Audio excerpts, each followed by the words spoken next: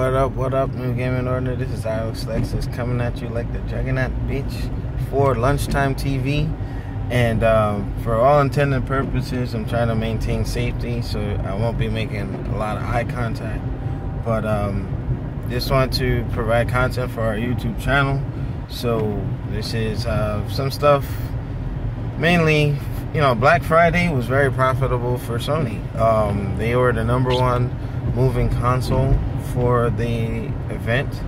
Now, I saw some other YouTubers putting out there that companies are winning Black Friday. I didn't know it was an event to be won, or like it was a playoff game or something, but some folks are labeling it as such. So Sony was very successful with pushing out their console. I think that also with the price point really brought it the success where, you know, some places are doing 45% off with bundles, things like that. So Sony did really well there. So I'll have a link to the description to the sites that were actually tracking this.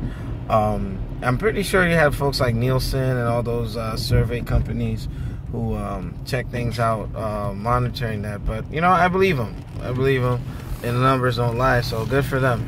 Also, Sony has unlocked the 7th core to their processor in the PS4.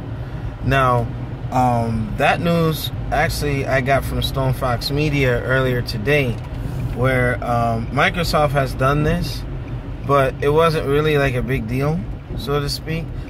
But I think Naughty Dog, they're saying that, you know, for Uncharted, like, they're supposed to see some benefits with it.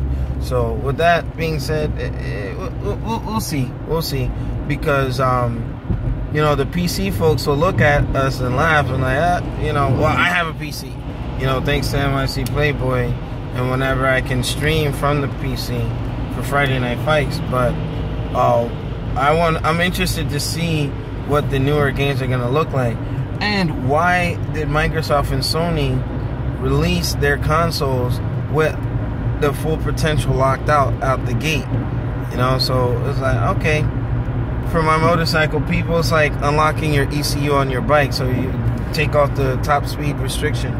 So why would you release it like that? You know, but it remains to be seen. I'll be keeping a close eye on that to see how this will benefit both Microsoft and Sony. And then lastly, many of you guys, when we were having the discussion about backwards compatibility, and disclaimer, and if you're sensitive to opinions and gonna react, I would suggest that stop the video, and I'll see you next time on the show. For those who would understand my opinion is, okay, a lot of folks were frowning upon the backwards compatibility on the Xbox One. Now, Microsoft did it right. I know that a lot of us were saying that, well, okay, the backwards compatibility was done without an extra added cost. So you put your game in, or if you digitally owned it, you can pretty much play where you left off. The smartest thing, tip for your 360 guys, put all your games on the cloud so that the Xbox One can pull it down.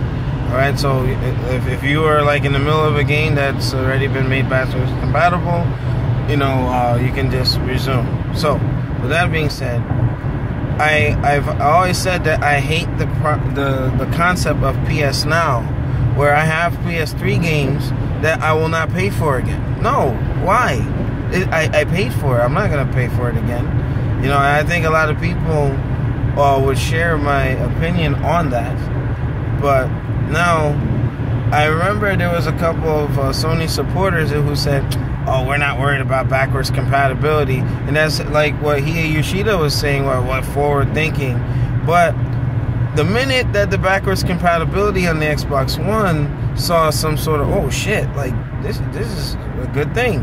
Now Sony is going back to PS2 and is copying, but I thought they were forward thinking. That sounds like a contradiction, to say the least. So those people who are in the forums, I should have screenshotted it because it was a while back. But a lot of folks are just like, oh, it's not important. But now they're excited, or it's important that the PS2 is going to be backwards compatible on the PlayStation 4. Now, we already know the one mistake that Sony made with the PS3 was the fact that the same problem that it suffered from with the Sega Saturn. You know, Sega Saturn had a lot of horsepower, but it was hard to develop for. The PS3, excuse me, that cell architecture is just like not friendly. And, you know, a lot of folks kind of like turned away from it, to include Sony themselves. They're pretty much like sugarcoating what 343 was saying about the Xbox One, where if you read what they were saying, where they removed the split screen multiplayer local couch co-op, the Xbox One wasn't powerful enough to do it. That's just case in point. So they were trying to word it to kind of not shit on their foundation. So pretty much Sony, with the backwards compatibility of the PS3 games, is probably just not possible. That architecture probably was so complex or requires so much more power to properly emulate that they just like, oh fuck it, we're not gonna waste the R&D on it. But remember, Sony's like at 30 million, almost probably striking 40 million. They got the money to put their engineers on it. So do it right. Hell, there's a lot of shit that I would, you know, stick in my PS4. Pause. But not like that PlayStation Perfect guy. But there's a lot of titles that I would love to play again. But you know, my PS3 is already retired. Like, and we're just using it as a Blu-ray player for my brother-in-law, my sister. But it's like, I don't know. But leave your comments below, rate, comment, subscribe. Check us out on newgamingorder.com. We're going to have our podcast again Thursday, 8 p.m. And, you know, again, for those who are going to be sensitive about an opinion, opinions, not fact.